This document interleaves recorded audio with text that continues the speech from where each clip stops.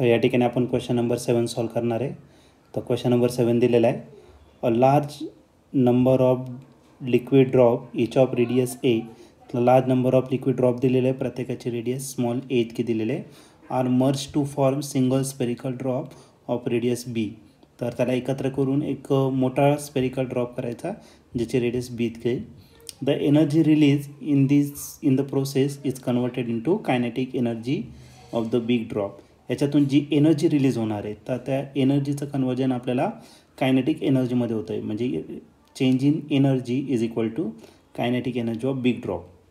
For the speed of the big drop is, तर असा जर असेल तर त्या बिग ड्रॉपचं स्पीड किती असेल ते आपल्याला फाइंड करायचं आहे. तर ब्रॅकेटमध्ये दिलेलं आहे तुम्हाला rho density of liquid T, surface tension of liquid. Okay. आणि हा क्वेश्चन 2015ला आलेला होता. तर याचे 4 ऑप्शन अशा प्रकारे. पहिला आहे in square bracket 60 divided by rho, again in round bracket 1/a minus 1/b, round bracket complete, square bracket complete, raise to 1/2. Raise to 1/2चा अर्थ स्क्वेअर रूट. बी ऑप्शन आहे 60 स्क्वेअर ब्रॅकेटमध्ये and again 60 divided by rho in round bracket 1/b minus 1/a, round bracket complete, square bracket complete, raise to 1/2. C option in square bracket rho divided by 60 in round bracket 1/a minus 1/b, round bracket complete, square bracket complete, raised to 1/2. आणि last option आहे D, rho divided by 60 square ब्रॅकेटमध्ये, round ब्रॅकेटमध्ये 1/b minus 1/a, round bracket complete, square bracket complete, raise to 1/2. चला तर बघूया या 4 ऑप्शनपैकी या क्वेश्चनचा answer नेमकं काय असेल ते सॉल्व करूनच बघूया. तर या क्वेश्चनमध्ये एक large number of liquid drop आहे आणि प्रत्येकाची रेडियस किती आहे तर ए इतकी आहे. आणि त्याला मर्ज करून एक सिंगल स्पेरिकल ड्रॉप तयार करायचा ज्याची रेडियस किती तर बी इतकी आहे. तर या केसमध्ये जी एनर्जी रिलीज होणार आहे त्या एनर्जी रिलीजचं कन्वर्जन कशात होणार आहे, कायनेटिक एनर्जीमध्ये. पण ही कायनेटिक एनर्जी कोणाची असेल तर बिग ड्रॉपची असेल. Okay. Kinetic energy of big drop. तर आपल्याला फाइंड करायचं स्पीड, फाइंड करायचं speed of that big drop. Rho दिलेलं आहे तुम्हाला डेन्सिटी आणि टी दिलेलं आहे तुम्हाला सरफेस टेन्शन. तर सर्वात पहिले आपण या केसमध्ये काय करणार आहे, स्मॉल आर जो दिलेला आहे त्या स्मॉल आरची व्हॅल्यू आपण काय करणार आहे ए. आणि जो मोठा ड्रॉप आहे त्याची जी रेडियस आहे ती किती दिली आहे तर बी इतकी त्याची रेडियस दिलेली आहे. मग volume of single drop is equal to काय करायचं आपल्याला, वॉल्यूम ऑफ ड्रॉपलेट्स. ओके. तो बेसिक फॉर्म्युला यूज करू आपण. वॉल्यूम ऑफ सिंगल ड्रॉप जर घेतला तर सिंगल ड्रॉप स्पेरिकल आहे त्याचा वॉल्यूम काय असेल 4/3 पाय आर क्यूब. आणि एन ड्रॉपलेट जर घेतलं तर त्याच्यातला सिंगल जो ड्रॉप आहे त्याचा वॉल्यूम किती असेल 4/3 pi r cube, small r cube. असे किती ड्रॉपलेट्स आहे एन आहे. मग एनने त्याला काय करावं लागेल आपल्याला मल्टिप्लाय. 4/3 पाय काय आला कॅन्सल. मग आर क्यूब जो असेल तो किती असेल तर एन स्मॉल आर क्यूब. आता एक काम करा, कॅपिटल आरच्या जागी मी बी टाकणार, बी क्यूब झाला. एन तसाच असू द्या, स्मॉल आरच्या जागी टाकणार ए टाकणार, एचा काय झाला क्यूब झाला. आता पुढच्या केसमध्ये काय दिलेलं आहे, ही जी चेंज इन एनर्जी आहे त्या हिट, ओके, त्या सगळ्याचं रिलीज इन एनर्जी आहे तर त्याचं कन्वर्जन कशात होतं, kinetic energy of big drop. Okay. मग चेंज इन एनर्जी किती असणार, तो असेल T into D A. D A म्हणजे काय, surface area, change in surface area. आपण डेल्टा ए कन्सिडर करू. या एनर्जीचं कन्वर्जन कशात होणार आहे, कायनेटिक एनर्जीमध्ये. आणि कायनेटिक एनर्जी किती असेल 1/2 mv². T surface tension, change in area. Small ड्रॉपलेटचा एरिया जास्त असणार म्हणजे किती, एका ड्रॉपचा सरफेस एरिया किती असेल 4πr². अशी एन ड्रॉपलेट्स आहे, एनने मल्टिप्लाय करा. आणि सिंगल ड्रॉपचा जो एरिया आहे तो किती असणार 4πR². ओके. आता याच्यात या व्हॅल्यू आपण पुट करून टाकणार. ओके. तर त्याच्या आधी 1/2 mv² मी तसाच लिहिणार. याच्यातून काहीतरी कॉमन येणार आहे, 4πt आणि इथं राहिला N small r² minus capital R². आता स्मॉल आरच्या जागी स्मॉल आरची व्हॅल्यू टाका आणि कॅपिटल आरच्या जागी कॅपिटल आरची व्हॅल्यू. म्हणजे आपल्याला जे इक्वेशन भेटणार ते किती भेटेल 1/2 mv². जसंच्या तसं इथं नका वरती लिहून घेऊ आपण.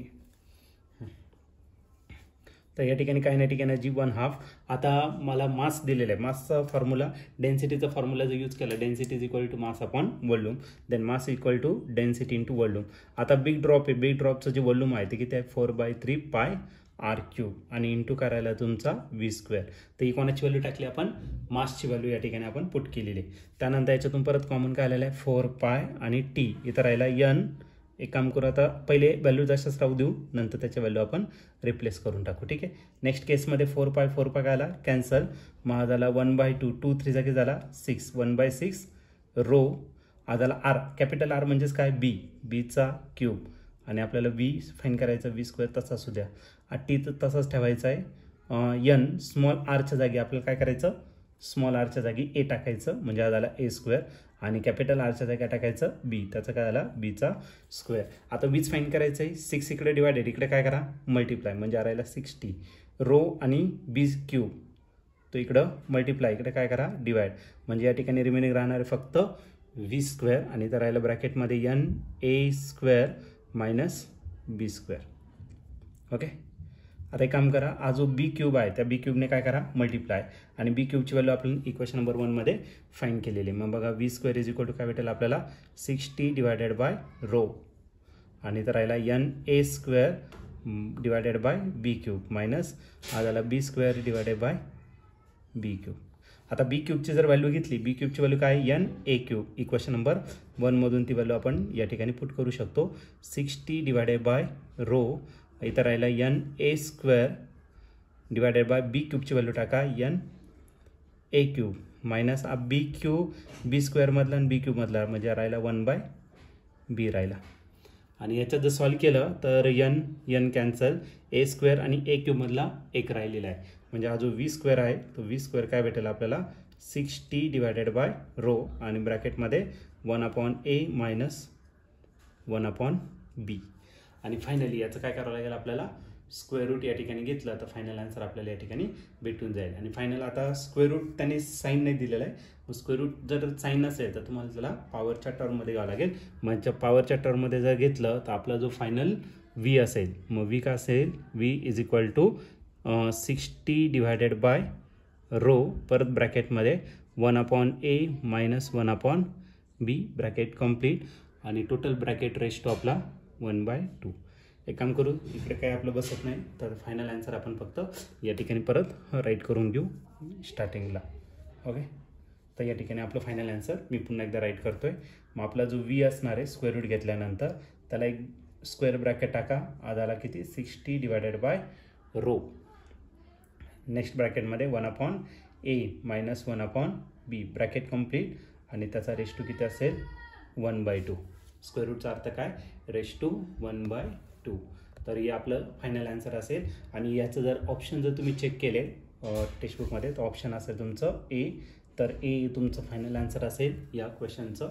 आणि ए ऑप्शन म्हणजेच आपलं कोणतं, in bracket 60 divided by rho, in next bracket 1/a minus 1/b bracket complete, again square bracket complete, raise to 1/2. हे तुमचं फायनल आन्सर या ठिकाणी असेल.